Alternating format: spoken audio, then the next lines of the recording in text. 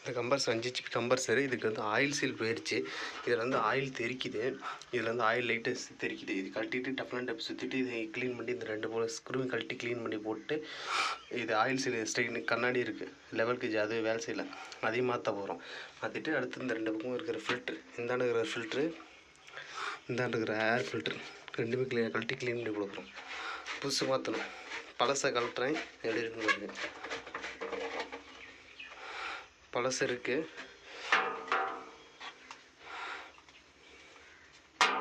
பழசு ஆல்ரெடி ஒன்றுமே இல்லை, உள்ள பெண்டு இதெல்லாம் எடுத்து கழட்டி சுத்தம் பண்ணிவிட்டு அவ்வளோ இதையும் கழட்டுற போது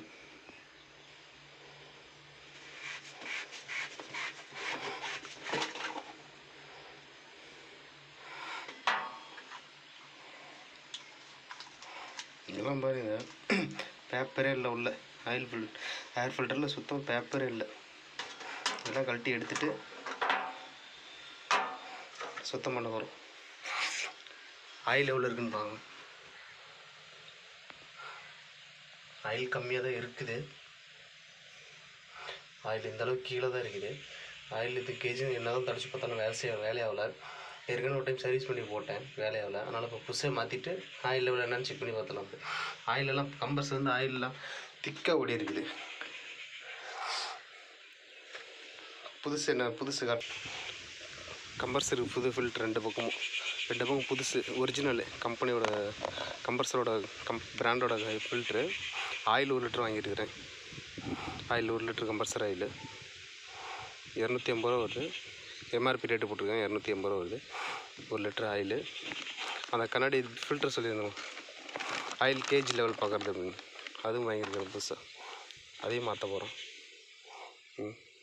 இது 5 ஹெச்பியோட கம்பர்சரோட இது சைஸ் வந்து ஒவ்வொரு கம்பர்சருக்கும் ஒவ்வொரு ஹெச்பி கம்பர்சருக்கும் சைஸ் மாறும். அதுக்கு தகுந்த மாதிரி நம்ம வாங்கிக்கணும். கடையில் கேட்டால் கொடுத்துறாங்க.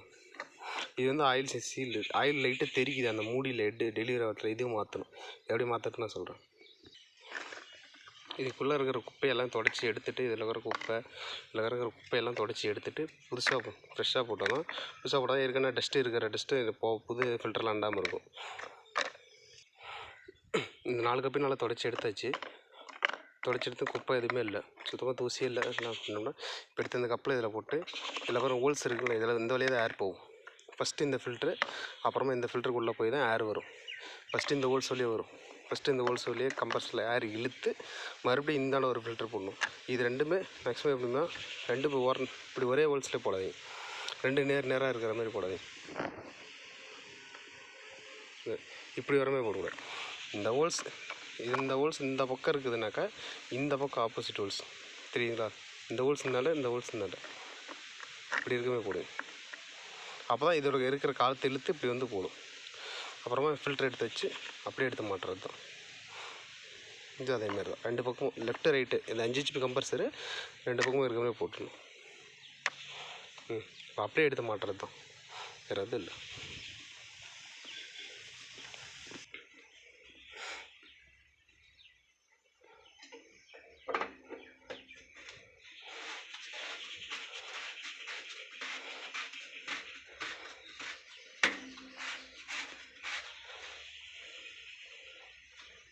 ஃபுல்லாக டைட் ஆகிடுச்சு. லூஸ் விடக்கூடாது. லூஸ் விட்டால் அதை கழட்டுட்டு இது கம்பர்சர் வைப்ரேஷன் ஆகும். அதனால் நம்ம ஃபுல்லாக டைட் வச்சிடணும். ஆட்டி பார்த்தீங்கன்னா ஆடக்கூடாது, கையில் ஆட்டினா ஆடக்கூடாது. அப்போ கரெக்டாக பிடிச்சிச்சு.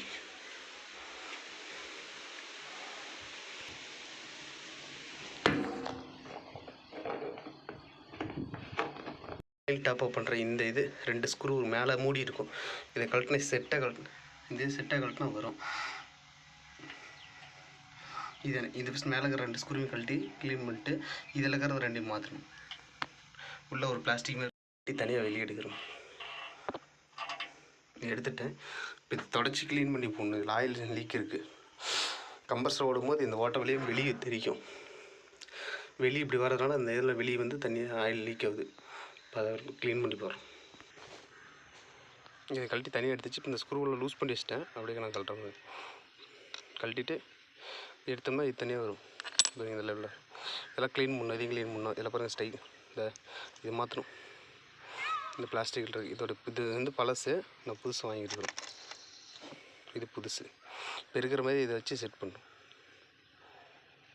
செட் பண்ணிட்டு சரி இதை வச்சு அப்படி செட் பண்ணிட்டு இதெல்லாம் ஃபுல்லாக க்ளீன் பண்ணிட்டு இதை வச்சு செட் பண்ணிட்டு இதில் போட்டு அப்படி செட் பண்ணிட்டு எடுத்து போட்டு ஸ்க்ரூ பண்ணிட்டா இதெல்லாம் ஓகே, வேலை முடிஞ்சிருச்சு. இதெல்லாம் செட் பண்ணி ஸ்க்ரூ பண்ணியாச்சு. இது 2 ஸ்க்ரூ போட்டு நல்லா ஃபுல் டைட் வச்சாச்சு. இப்போ அடுத்து வந்து ஆயிலில் பழைய வேஸ்ட் ஆயில் பிடிங்கி விட்டு இருக்கிற ஆயிலை பிடிங்கி விட்டு ஆயில் டாப் அப் பண்ணணும். உள்ள ஆயிலில் வெளியே எடுத்துகிட்டு டாப் அப் பண்ணுறது புது ஆயில். பழைய ஆயிலை கழட்டி வரதுக்கு இந்த நட்டு போடுங்க, நட்டு லூஸ் பண்ணணும். ஸ்பேனர் போட்டு டைட் பண்ணிட்டேன், கையில் திருப்பினா வருது.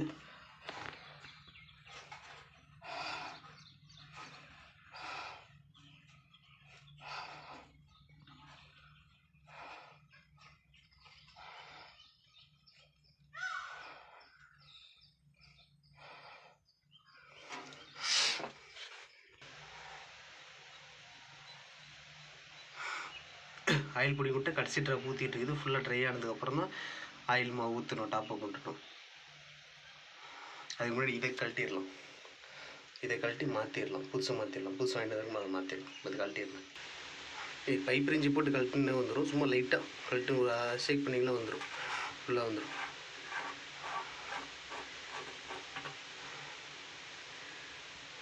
திரும்பி ஆயில் வடிக்குது. ஆயில் லெவலில் தெரிய மாட்டேங்குது, அதனால தான் எவ்வளோ இருக்குது என்னன்னு தெரிய மாட்டேங்குது ஆயில் லெவலில். நீங்கள் பாருங்கள், தெரியுது, கோடு மாதிரி தெரியுதா? ஆனால் ஆயில் எவ்வளோ இருந்தாலும் அரை இருக்க மாதிரி காட்டுது கம்பர்சரில். பாருங்கள், நல்லா காட்டுறேன். அப்போலாம் தெரிஞ்சுன்னா ஆயில் இருக்குது, அரை இது இருக்குது அப்படின்னு சொல்லிட்டு அசால்ட்டாக விட்ருவோம். புதுசாக மாற்றிட்டோமா தெரியும் என்னென்னு, அதில் புதுசாக மாற்றிக்கலாம்னு சொல்லிட்டு புதுசாக மாற்றியாச்சு. ஆயில் ஃபுல்லாக ட்ரை பண்ணியாச்சு. இப்போ புதுசு போடுறேன். புதுசு இருக்குது, அதை அப்படியே எடுத்து ஃபிட் பண்ணுறது தான்.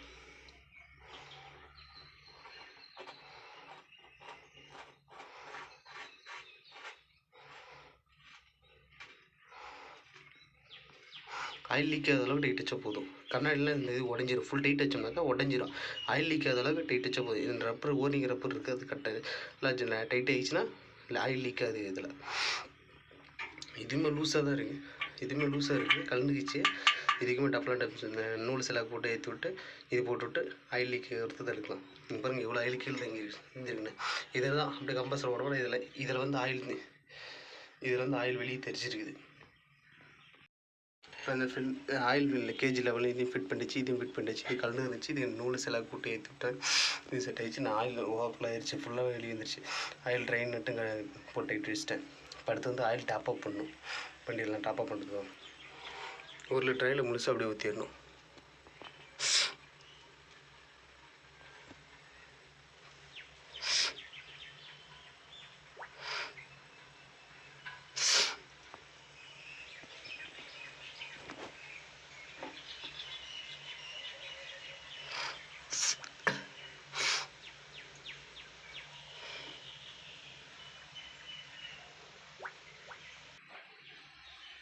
ஆயில் ஊற்றும்போது பாருங்கள், இந்த கேஜில் தெரியும் எவ்வளோ ஆயில் ஊற்றிருக்கு அப்படிங்கிறது.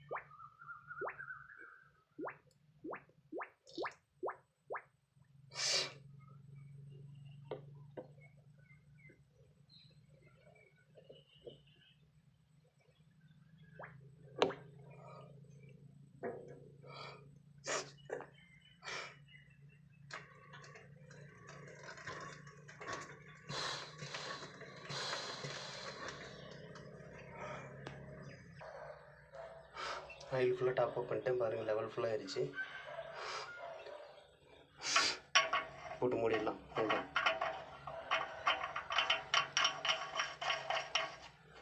மூடி நல்லா டைட்டு, கையிலேயே டைட் வைங்க, அப்போ தான் கரெக்டாக இருக்கும். நாளைக்கு கலட்டுறதுக்கு ஆயில் ஊற்றி டாப் பண்ணுறது கலட்டுறதுக்கு சரியாக இருக்கும். கம்பல்சரி ஊட்டி பார்க்கலாம்.